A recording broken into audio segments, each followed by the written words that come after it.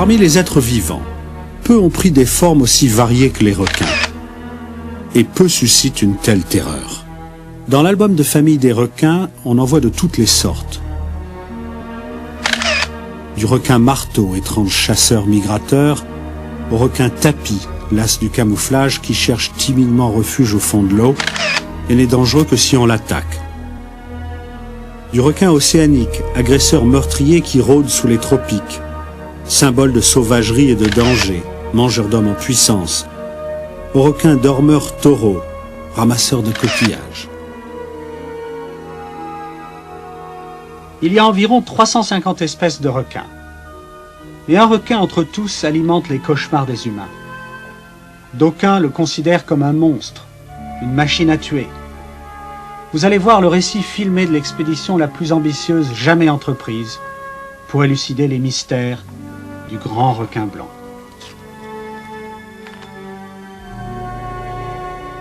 On l'a traité d'animal le plus terrifiant du monde, et nous ne savons presque rien sur lui.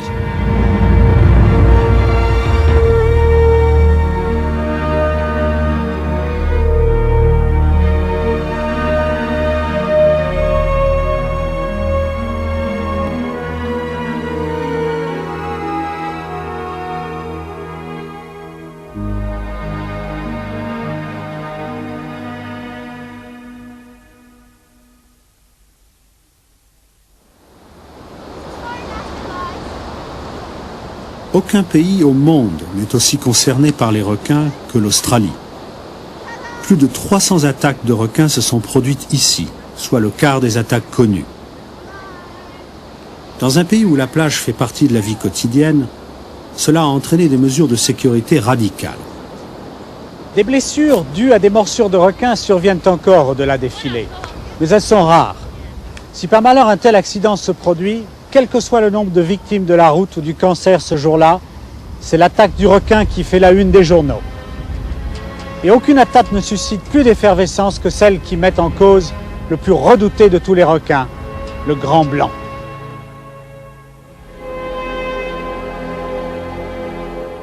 Tu peux ranger les ossières s'il te plaît, Chaplin? Très bien.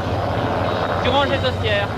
Intrigués par les légendes associées à ce squale, nous mettons sur pied une mission exceptionnelle. En Australie du Sud, nous plongerons parmi les grands requins blancs pour une enquête qui durera 2 ans. À bord de l'Alcyone, nous mouillons à Port Adélaïde où commence l'approvisionnement.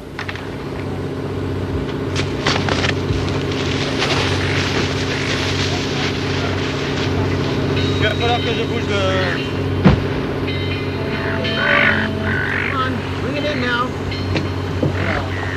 Des équipements spéciaux arrivent. Certains assurent une protection face à un animal mal connu. Certains permettront de faire des expériences destinées à dissiper ces mystères. Même notre navire est extraordinaire. L'Alcyone est un bateau à vent, propulsé par turbovoile, bien plus efficace que les voiles classiques. Par un matin d'avril, nous appareillons. Une équipe qui va opérer à l'intérieur À bord du bateau, 12 personnes de 4 nationalités. Scientifiques, plongeurs, cinéastes, marins. Au cours de milliers d'heures de plongée, d'observation, de tournage, ils accumuleront davantage d'informations sur les grands blancs qu'aucune expédition antérieure. Avec l'équipe volante de terre qui va rencontrer l'Alcyone et vers la mi-avril rencontrer Rodney Fox pour Cap à l'ouest dans l'automne austral. Nous sommes à la recherche d'une des importantes populations de grands blancs qui fréquenteraient les abords d'un groupe d'îles proches d'Adélaïde.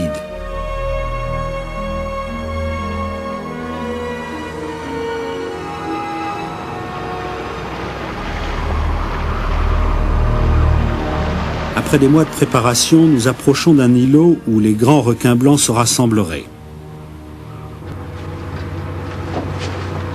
Qui connaît la véritable nature du grand requin blanc?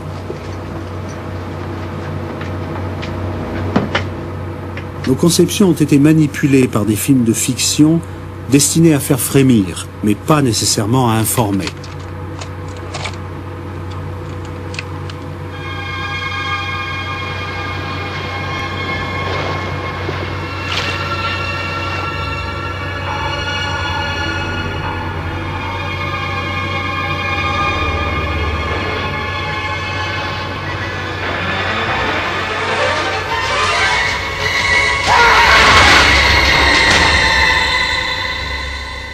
Des milliers de gens craignent l'océan parce qu'ils savent que les grands requins blancs sont tapis dans son immensité. Des films et des livres à succès les ont dépeints comme des monstres cruels aux mâchoires meurtrières, répandant des flots de sang dans l'eau cristalline.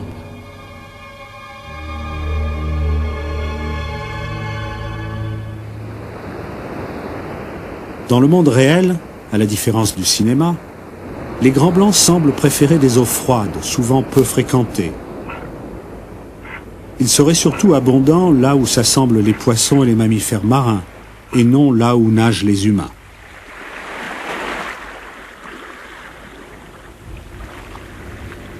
C'est ici même qu'on a filmé les plus célèbres documents montrant les grands requins blancs, près d'une île australienne nommée Dangerous Reef.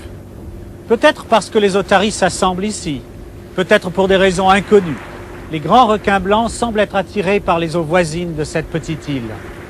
Nous sommes venus ici à bord de l'Alcyone, notre bateau avant, pour mieux connaître la nature véritable de ces créatures extraordinaires. En fait, on ne sait presque rien d'eux. Comment repèrent-ils leur proie? Où sont-ils la plupart du temps? Combien sont-ils? Et sont-ils vraiment attirés par les êtres humains? Nous commençons par une plongée exploratoire avant d'attirer les squales à l'aide d'appâts, quand survient une patrouille d'éclaireurs inattendue, curieuse des intrus que nous sommes.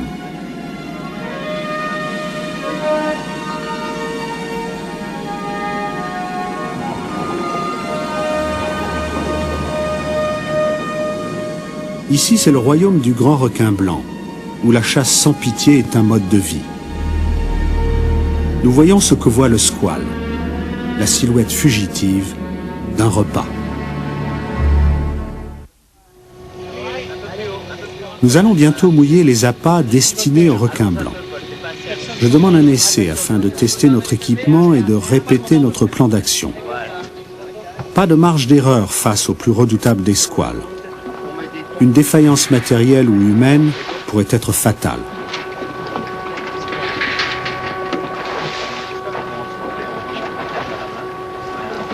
Bon, allez, maintenant tu la tournes encore un peu, Paul. Voilà, hop. Étends maintenant, extension. Des flotteurs fixés à nos cages permettront à l'équipe de refaire surface si une amarre est cassée par la houle ou par un requin excité.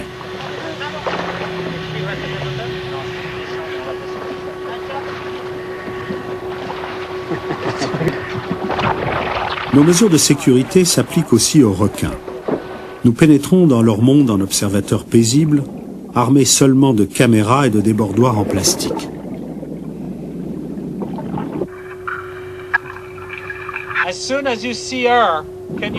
On essaie un nouveau masque équipé de téléphone par sonar pour pouvoir communiquer entre les cages et le pont et enregistrer les observations scientifiques effectuées de près en plongée.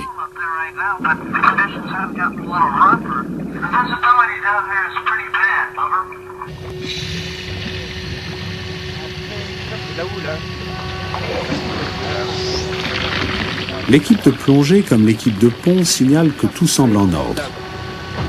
J'attends pourtant l'avis d'un spécialiste chevronné, auteur d'innombrables plongées avec les requins, le chef opérateur Michel Deloire.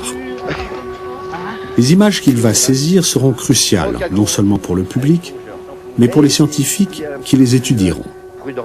D'après Deloire, nous sommes fin prêts. Nous commençons à déverser dans l'eau un brouet de poissons broyés et de sang qui simule la présence d'un animal blessé. Nous préférerions une rencontre plus naturelle, mais les grands blancs se croisent rarement par hasard. Ils sentiront peut-être la promesse d'un repas à des milles à la ronde. Le sang attire d'autres êtres vivants, mais pas de requins. Une longue attente commence.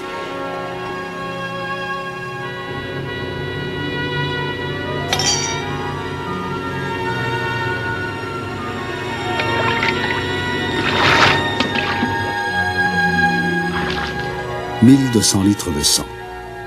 Toujours pas de requin. 6 jours et 6 nuits s'écoulent. La lassitude de l'attente est-elle pire que la puanteur de l'appât qui envahit maintenant le bateau?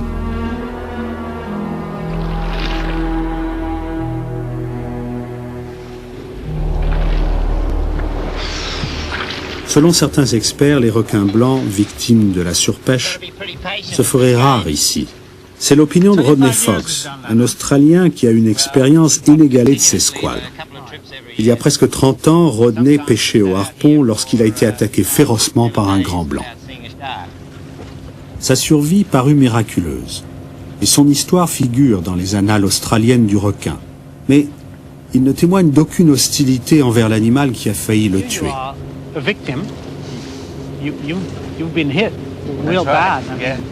J'interroge Rodney. Comment pouvez-vous chercher à protéger les requins, vous qui en avez été victime?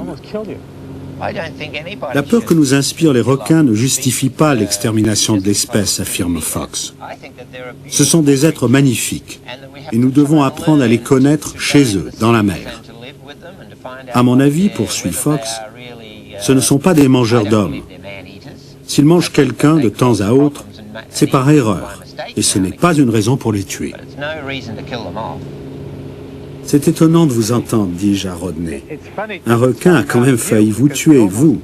Mais il est vrai que ce requin n'en voulait pas personnellement à Rodney Fox. Il s'intéressait plutôt aux poissons que vous portiez, non? Rodney raconte son aventure. C'était lors d'un concours de pêche sous-marine. Cela faisait 4 heures que 40 pêcheurs tiraient au harpon. Et j'étais en tête de la compétition. On avait tué énormément de poissons, et il y avait beaucoup de sang dans l'eau. J'ai dû être le premier que le requin a rencontré. J'étais sous l'eau, sur le point de prendre un très gros poisson qui m'aurait aidé à gagner. Mon bras était tendu, comme ça. J'avais le fusil à la main devant moi, quand soudain j'ai senti un choc violent au niveau de la poitrine. J'ai perdu mon fusil et mon masque, et j'ai été précipité à toute vitesse. J'ai très vite compris que c'était un requin. J'ai visé ses yeux, qui sont la seule partie vulnérable. J'ai essayé de lui crever les yeux. Mais il s'est écarté. J'ai essayé de le repousser plus loin. Mais ma main a rencontré ses dents. Et j'ai eu 97 points de suture à cette main-là. J'ai vite retiré ma main avant qu'il me la mange. Je me suis dit, je vais le coincer en le serrant dans mes bras. Je l'ai donc entouré de mes bras, à distance de sa tête pour qu'il ne me morde pas. Mais j'étais en plongée libre et je manquais d'air. J'ai senti que j'allais me noyer. Je me suis éloigné du requin. Je suis remonté à la surface, j'ai baissé les yeux et là, ça a été l'horreur. Quand j'ai vu l'eau rougie de sang et cette tête énorme, la gueule ouverte, qui venait vers moi pour me manger, c'est le moment le plus horrible de toute l'aventure. J'ai flanqué un coup de pied au requin, de toutes mes forces. Je suis juste arrivé à le toucher. Le requin s'est retourné et il a avalé un filet en nylon que je traînais derrière moi et où était accrochée une bouée avec un seul poisson. Il a décrit un cercle. Il est arrivé au bout du filin qui était fixé à ma ceinture et il s'est mis à me traîner dans l'eau. Le requin allait de plus en plus vite et moi, je tournoyais derrière lui. J'ai essayé de détacher ma ceinture pour me libérer, mais il n'y avait plus de fermoir. Il avait dû passer de l'autre côté. Et moi, j'allais me noyer ou peut-être mourir de mes blessures. Bref, j'avais perdu tout espoir quand d'un seul coup, le filin s'est cassé. Apparemment, quand le requin m'avait mordu, il avait à moitié sectionné la corde. Je suis arrivé à me laisser remonter à la surface. Et dès que j'ai eu la tête au-dessus de l'eau, j'ai hurlé « Requin, requin !» de toutes mes forces. Un bateau arrivait pour voir ce qu'était tout ce sang et cette agitation dans l'eau. Et ils m'ont vite embarqué pour me conduire à l'hôpital. Et par miracle, je suis arrivé là à temps pour que les médecins me sauvent.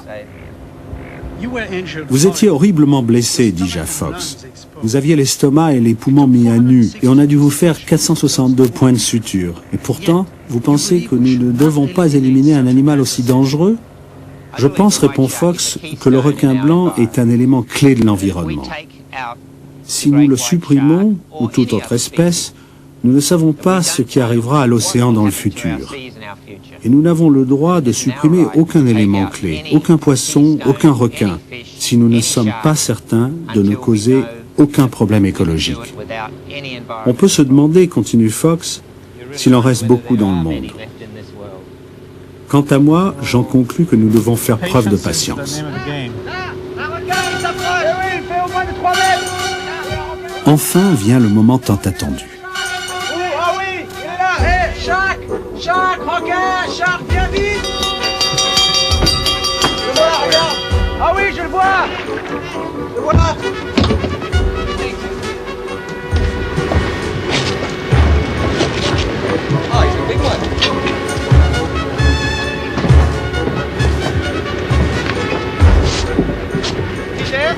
La plupart d'entre nous n'ont jamais côtoyé de grands requins blancs.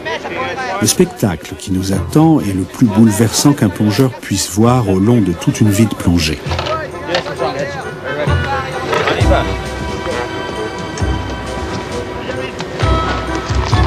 Remonte, là, il remonte. Vous allez voir, maintenant, il approche pas le bateau. Il remonte. Vous allez voir, maintenant, vous allez l'apercevoir.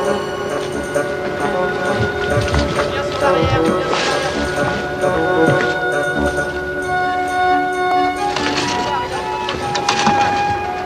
Le voyage commence.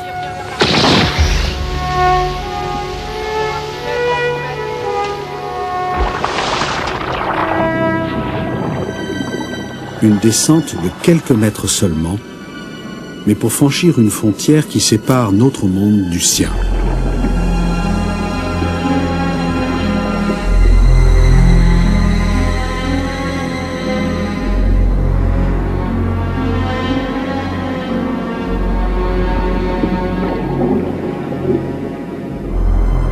Deux espèces dominantes face à face, se jaugeant prudemment. Le plongeur Chapkin Van Alphen n'oubliera jamais ses premières impressions. Quand vous voyez le requin monter vers vous de 10 mètres plus bas, raconte Chapkin, c'est presque comme de voir un avion de chasse qui vous fonce dessus. Ça m'a beaucoup intéressé de voir les yeux parce qu'ils ne sont pas complètement noirs. Je crois qu'il y a une zone marron. Pourtant, les gens parlent toujours de cet œil noir qu'ils trouvent tellement effrayant. C'est un spectacle merveilleux, incroyable, terrifiant, superbe, étrange. C'est une créature qui vous inspire des tas de sentiments passionnants. And I saw the shark. And Which one? But you say nothing. Why you say nothing? I yelled, shark! No. It's Paul who says shark. Paul, tell us that you don't yell, you just stay there. Well, I knew my haircut was over. Après une telle rencontre, même des hommes habitués depuis longtemps aux splendeurs de la mer sont pleins d'une exubérance juvénile. Oh, shark! What? Tu as vu la tasse? Non, j'ai pas bu la table. moi, j'étais persuadé Il va dire non de toute façon. Got scared or something. Or you must have hit it on the tail with your wingman. Too cold. Same argument. Quelque part au-dessous de nous, le grand requin blanc rôde dans la mer qui s'assombrit. Nous chercherons à mieux le comprendre.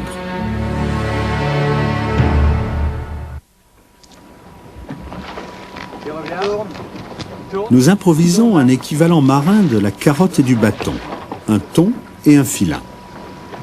Il s'agit d'inciter les requins à venir assez près pour que nous puissions les marquer. À l'avenir, quand un de ces requins sera repéré ou capturé, ces étiquettes numérotées et codées révéleront l'étendue de leur migration. Les étiquettes seront fixées à la peau coriace du requin par des agrafes indolores.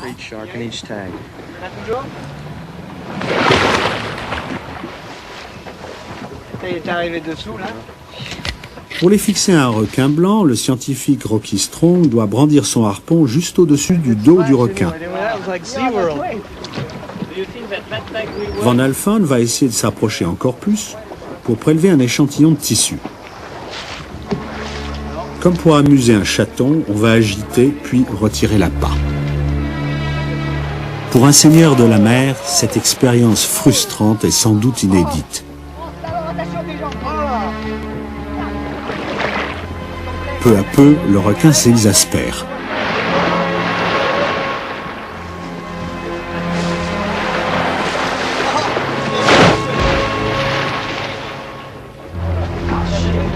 Il charge et le harpon de Rocky atteint sa cible. Hey, great! Oui, vas-y! Van Alphen enchaîne aussitôt. L'analyse génétique de la chair nous apprendra si les grands blancs d'Australie du Sud constituent une population distincte et révélera des liens avec les grands blancs d'ailleurs. Au fil des semaines et des mois, l'équipe entreprend les premiers marquages sous-marins de requins blancs, renonçant parfois à la sécurité des cages.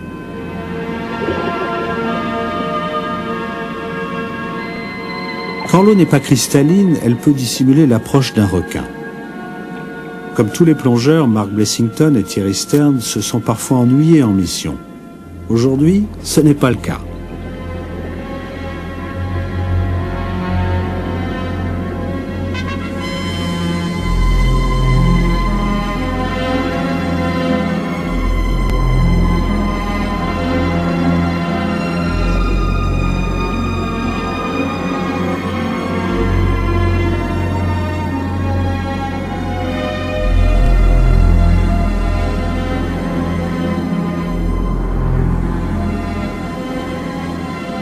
Enfin, quand un requin vient à proximité, Blessington vise juste devant la nageoire dorsale.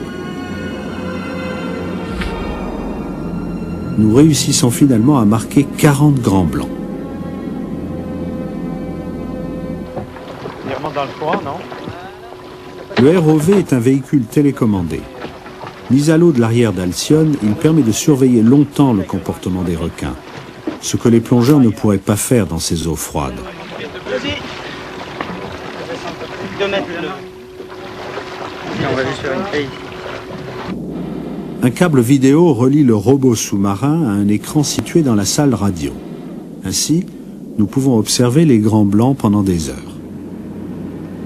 Voilà, il est là, il arrive, il Oui, arrive. Je vais essayer de la voir, là. Il a été marqué celui-là. Ah, il revient. Cet animal, que j'observe en compagnie du commandant Nicolas Dourassov, n'a jamais pu survivre en captivité.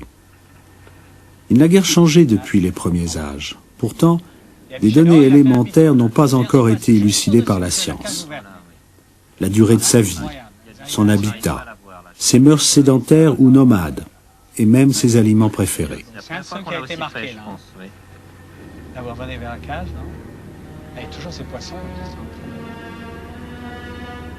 L'illustre prédateur est exposé aux stimuli d'un appât et de sang. Son excitation va-t-elle le pousser à attaquer la première chose qu'il aperçoit en surface?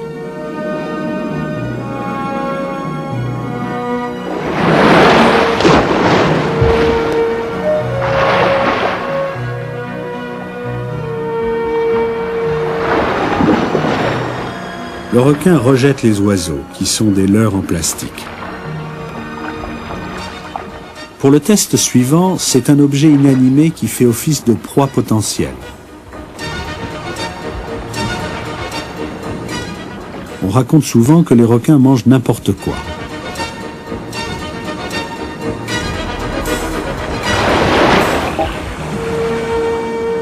Le requin blanc est loin de dévorer sans faire de tri, même dans les eaux saturées de sang. Comme les canards en plastique, une boîte en carton ne s'avère pas réellement alléchante. En songeant à nos expériences, une nouvelle question m'intrigue. Est-ce qu'un grand requin blanc en pleine frénésie pourrait attaquer un de ses congénères? Pour essayer de le savoir, avec l'aide d'Eddie Paul, technicien en effets spéciaux, nous allons fabriquer un faux requin blanc à Los Angeles pendant une interruption de l'expédition.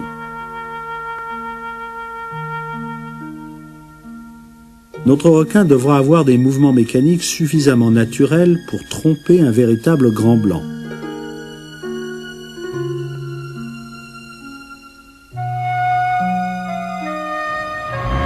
Après des semaines de fabrication, notre imposteur est accueilli en Australie du Sud par un équipage éberlué.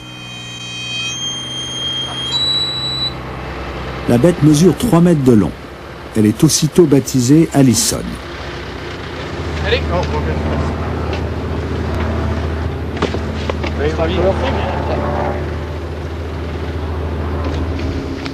Une peau en latex recouvre une armature en lexan, un plastique à l'épreuve des balles. La technologie moderne prend des formes très anciennes.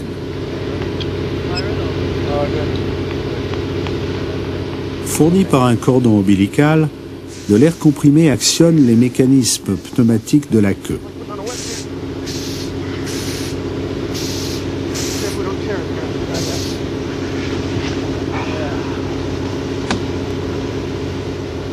Ce modèle surréaliste fait naître une ambiance de jeu, comme si un jouet géant était monté par des enfants.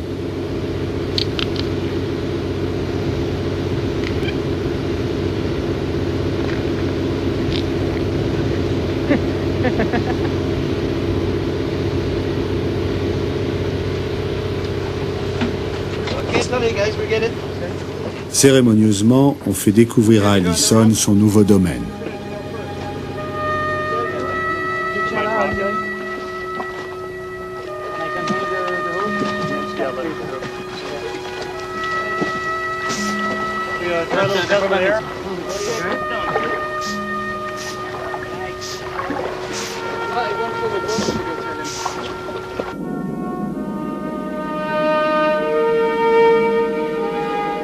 Des heures passent, et enfin un grand requin blanc femelle, attiré par l'odeur du sang, vient voir de quoi il retourne. Elle mesure 5 mètres de long, un tiers de plus que le modèle.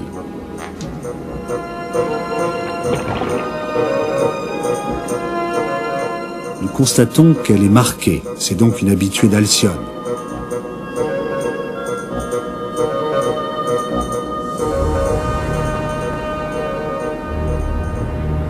D'abord réticente, elle décrit des cercles et ne se montre nullement agressive. On décide enfin de faire sortir du sang directement du cordon ombilical du modèle.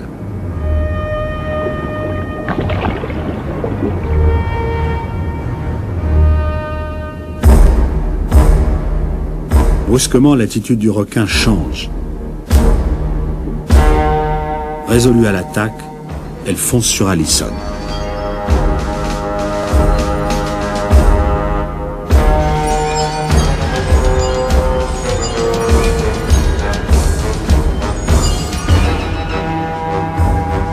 Elle a l'air perplexe. Ses sens lui faisaient espérer de la chair et le goût du latex la surprend. Mais après s'être éloignée 5 minutes, elle attaque de nouveau.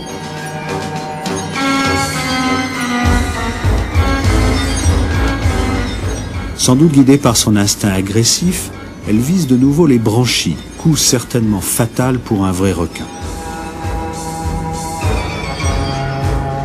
La violence s'intensifie à chaque attaque sans riposte. Nous en observons 5 en une demi-heure.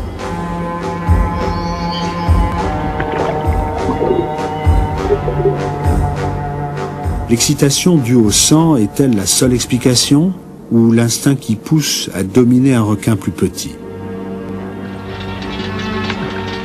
Ou y a-t-il une raison que nous autres humains, étrangers à son royaume, ne pouvons encore imaginer?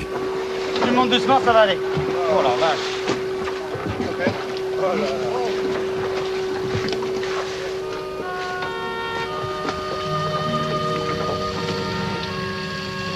Allison est de retour, mais en lambeaux.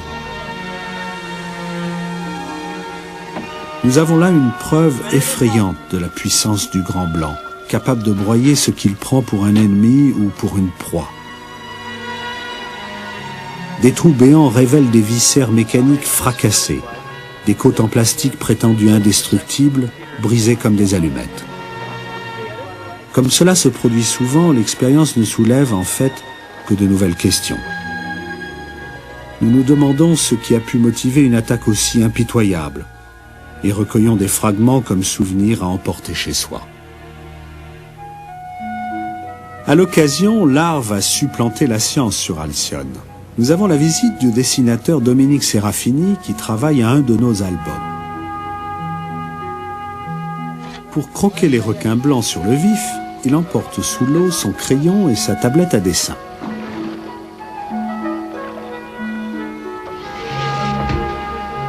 L'équipe l'aide à convertir l'océan en atelier d'artiste. Et le premier modèle de Serafini montre avec un peu trop d'ardeur son désir de poser.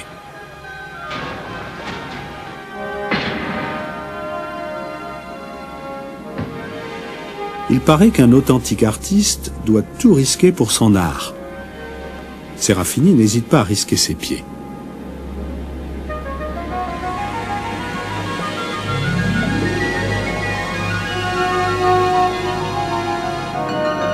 Dans ce monde gouverné par la faim, les rôles s'inversent. L'artiste est examiné de près par son sujet.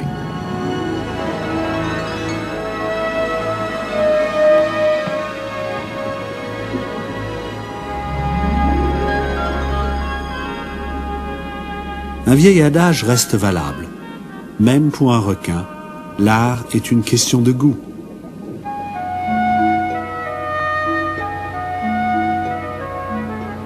Ces lecteurs croiront peut-être que Serafini a travaillé d'après les photos, sans jamais quitter sa mansarde parisienne.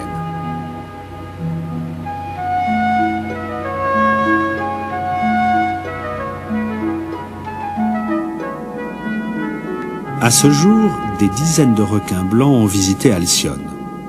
Mais nous ignorons leur destination quand ils nous quittent. Pour le découvrir, nous décidons d'implanter sur le dos d'un requin un dispositif spécial qui émet des ultrasons. Ces vibrations, repérables à distance, nous permettront de suivre les déplacements lointains de l'animal. Si nous parvenons à fixer solidement le transmetteur, ces signaux nous renseigneront sur l'endroit où se trouve le requin pendant des heures et peut-être des jours.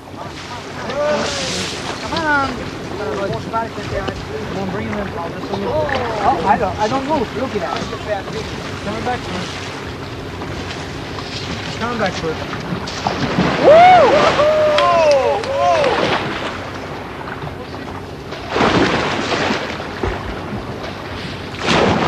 Attention tes jambes. Voilà. Juste devant toi là. Regarde, là. Oui, regarde.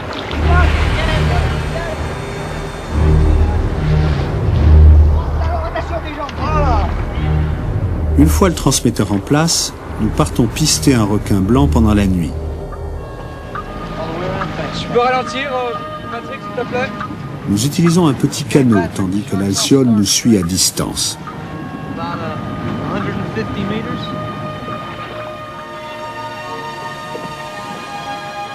Toute la nuit, tout le jour suivant, l'équipe au complet quitte ses tâches habituelles pour prendre tour à tour le quart dans le canot suiveur.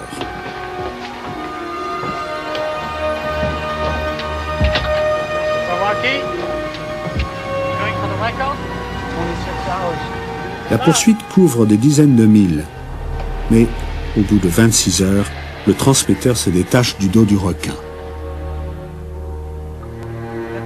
6 jours après, nous équipons un deuxième requin d'un émetteur de bip et nous le suivons pendant presque 30 heures.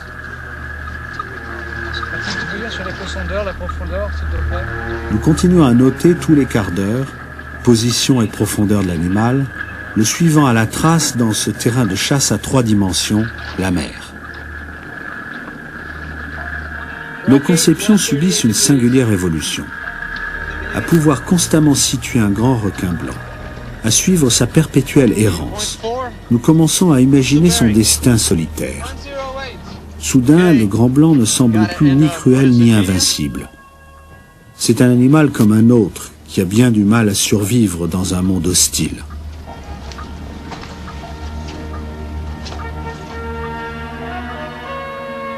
Nos graphiques ne retracent qu'une journée d'une vie vouée à l'interminable recherche de la nourriture.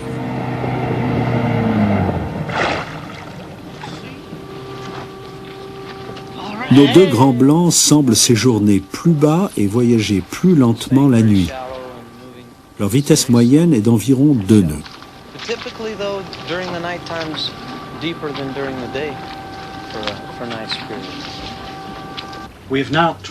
Je m'adresse à Rocky Strong.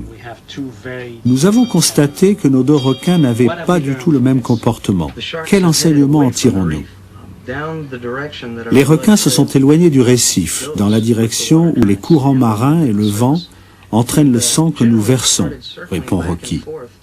Ils se sont mis à aller et venir en tournant comme pour retrouver la piste odorante. Mais ne la trouvant pas, un des requins est reparti pour aller au large vers sa destination, quelle qu'elle soit, et l'autre requin est resté dans les parages de Dangerous Reef qu'il n'a cessé de parcourir. Il y a maintenant 18 mois que nous nous consacrons au requin blanc. L'espace d'une nuit, loin de Dangerous Reef, nous nous distrayons autour d'un feu de bois crépitant, au son du rire d'un kookaburra. C'est un mâle ou Non, mais il y en a. On va voir. Ces canins. Là, regarde. Où ça? Là, juste là. Il vient d'arriver. Non, Ah oui, il y en a un juste là, c'est Il vient vrai. juste d'arriver. Ah oui, c'est là. Ah ouais, il est juste là, il nous regarde.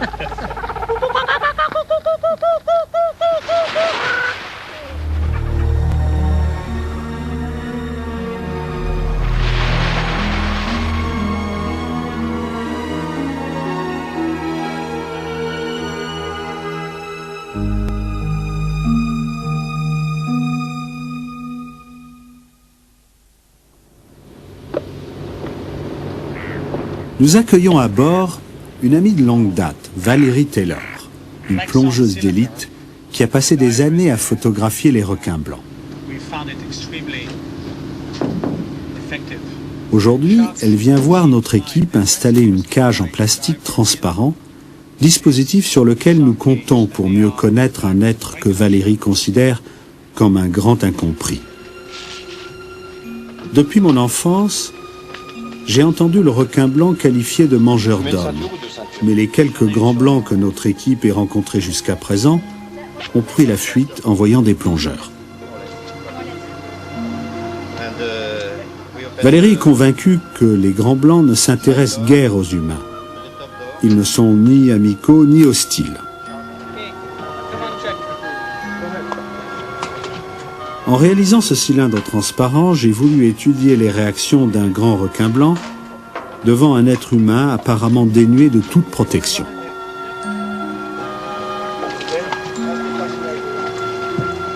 Tout au long du jour, la cage en acier servira de base d'observation. Deloire, Stern et moi prenons le premier tour de garde.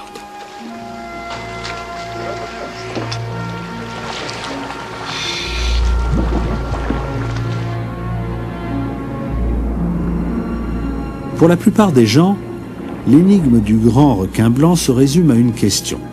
Les rares attaques contre les humains sont-elles délibérées ou dues à une erreur ?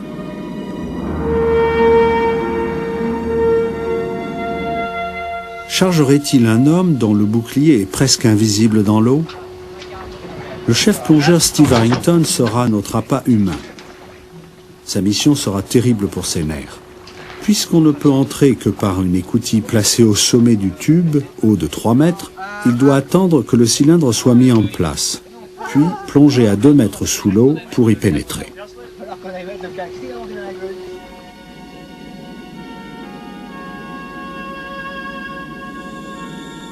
De la surface, l'équipe interprète mal les mouvements du requin qui semble s'éloigner.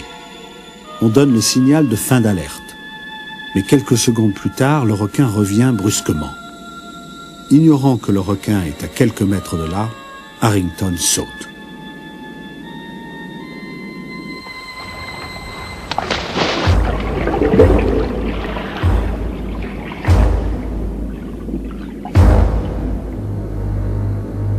Il y a de quoi frissonner. Harrington racontera. Quand on est là-dedans, c'est comme si on avait un simple masque de plongée.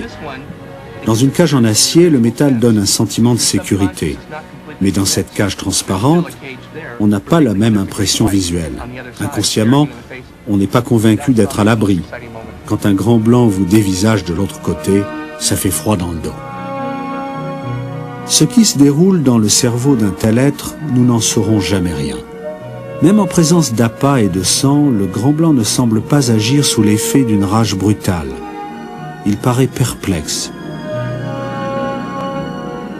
Il n'attaque pas, il inspecte. Il donne l'impression d'un animal prudent qui essaie de comprendre des phénomènes qui ne lui sont pas familiers.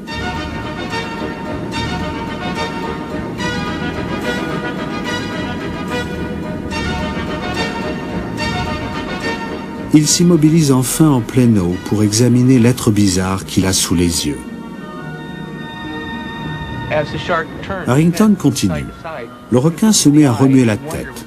On le regarde dans les yeux et on se demande ce qui se passe là-dedans. L'animal est en suspens et il a l'air d'hésiter. Quand il se colle à la cage, il n'y a pas à avoir peur parce qu'il n'a rien d'agressif. Je vois l'intérieur de sa gueule, je vois la lumière filtrée par ses fentes branchiales. Il a l'air de demander « Qui es-tu, toi ?» C'est comme d'être sous le nez d'un tigre qui ne cherche pas à attaquer. Après 20 bonnes secondes de face à face, il s'éloigne enfin. Frustré ou indifférent ?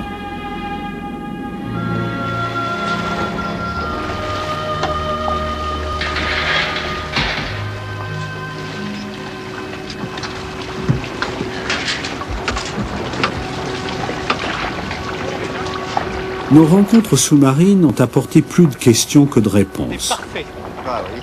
Le grand requin blanc est-il une menace pour les humains ?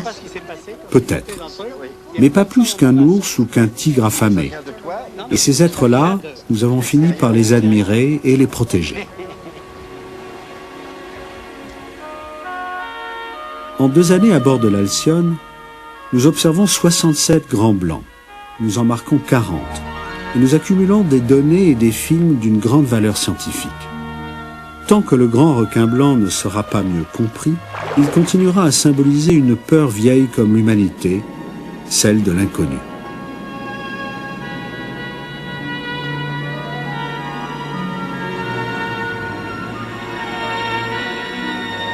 Certains sont prêts à exterminer les requins blancs pour que l'homme soit en sécurité dans la mer. Nous pourrions le faire, mais en avons-nous le droit? L'océan est son lieu de vie ancestral, et non le nôtre. Ni bon ni méchant, ni ami ni ennemi, il parcourt simplement la mer sans relâche, cherchant en solitaire de quoi vivre.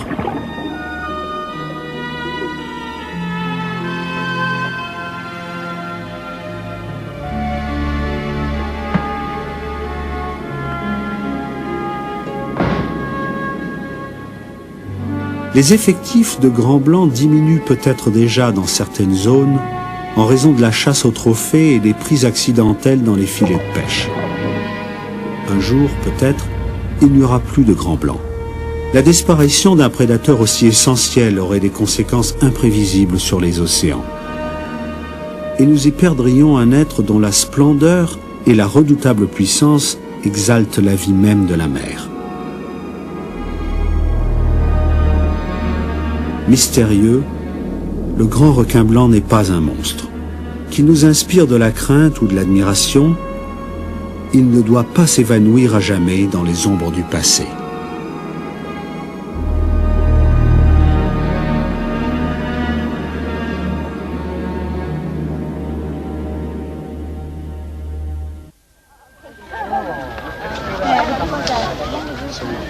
À l'issue de nos expéditions, nous allons, Valérie et moi, aux eaux de Taronga à Sydney, pour y être juges d'un concours insolite.